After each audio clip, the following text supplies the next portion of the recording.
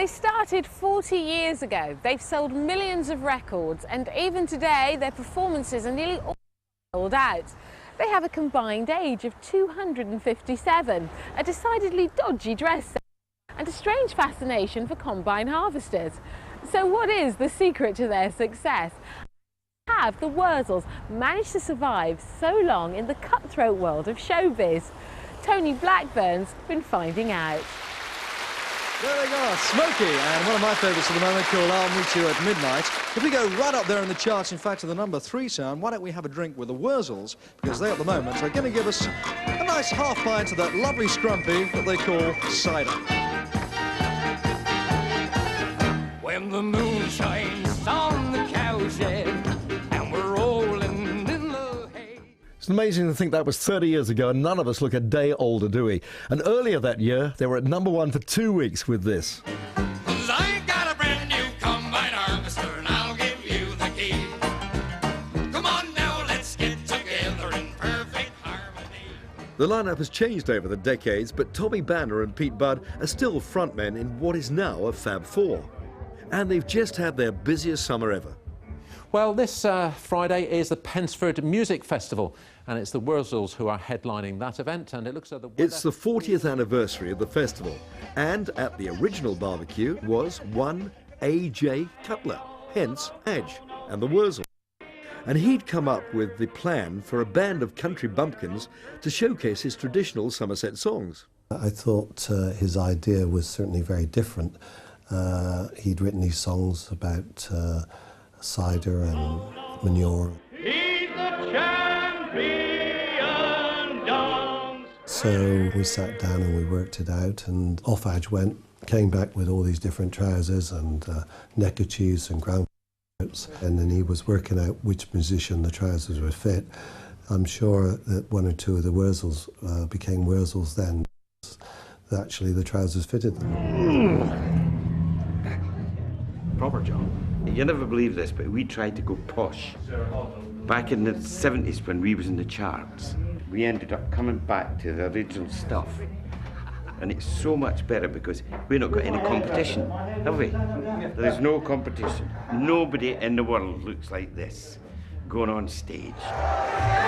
Please welcome live on stage the legends of the West Country. Give it up, make some noise. Here's the Wurzels!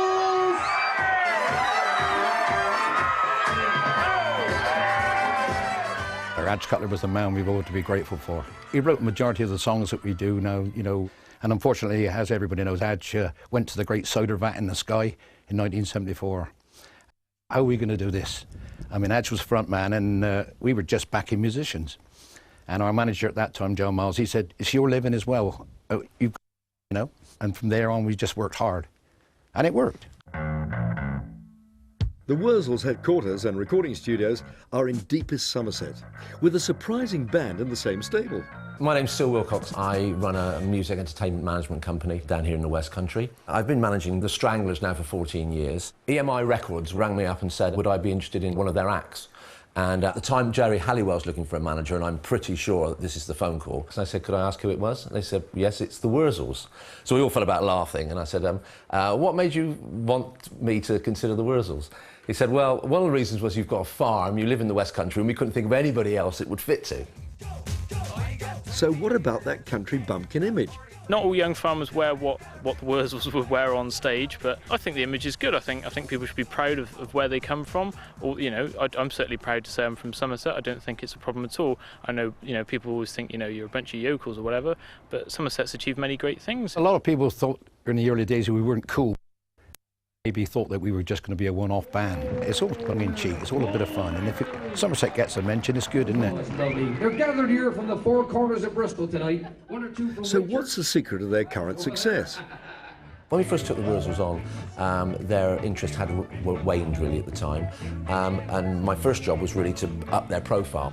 The first thing we did was to find contemporary artists like Travis, Oasis, and apply the Wurzeler. Remember the words of the song. Don't look back in anger.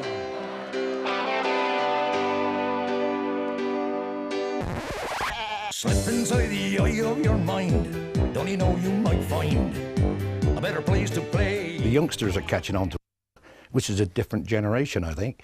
All the university students, they singing I Am a Cider Drinker and singing all the other songs. It's magic. They all know all the songs. It's great. Meanwhile, back at Pensford... Anyone here tonight from Shepton Mallet? Hello, hello. What's going on here then?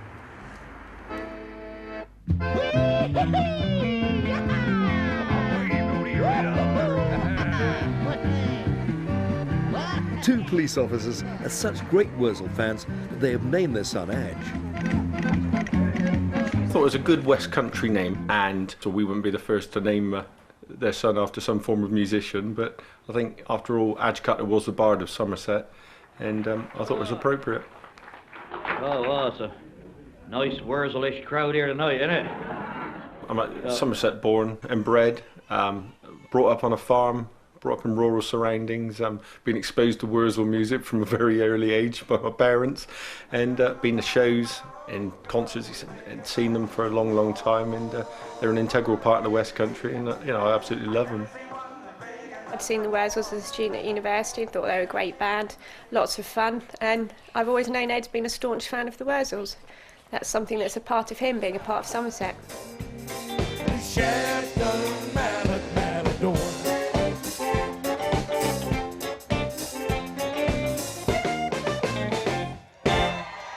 It's the end of the show at Pensford, and Tommy Banner has a message for the crowd. We're still going! Thank you so much. Good night. God bless you all. Got the scarf, got the proof, seen them about 6 times, and they get better and better. Gets everybody up on a high. I love the Wurzels.